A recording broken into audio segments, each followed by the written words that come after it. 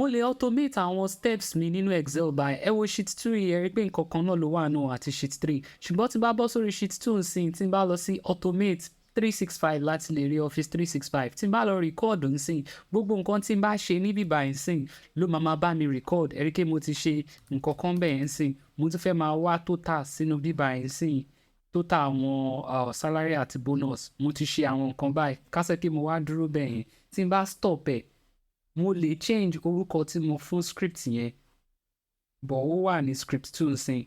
Mo lè lọ edit ẹ̀ kí n sọ pé mo kàn fún ní Ọlánsìn pé mo ti save ẹ̀ bẹ́ẹ̀ yẹn. Ṣé ẹ rí script yẹn lórí gbogbo Excel mi ló ti máa ṣiṣẹ́ o. Tí n bá wá sí sheet 2 nsìn, tí n bá kọ̀ lọ sí automate, tí n bá wá mú Ọlá wípé ó yá run ẹ̀, ẹ máa wò ó nsìn o, gbogbo nǹkan tí mo ṣe lẹ́ẹ̀kan yẹn, ẹ rí pé ó ti bá mi ṣe sórí sheet 2 nsìn. So a lè record àwọn steps wa tó fi jẹ́ pé gbogbo nǹkan tá máa ń ṣe over and over nínú any Excel file wa tá bá ti ṣí, a kàn máa lọ mú script yẹn ni, á dẹ̀ apply gbogbo steps yẹn.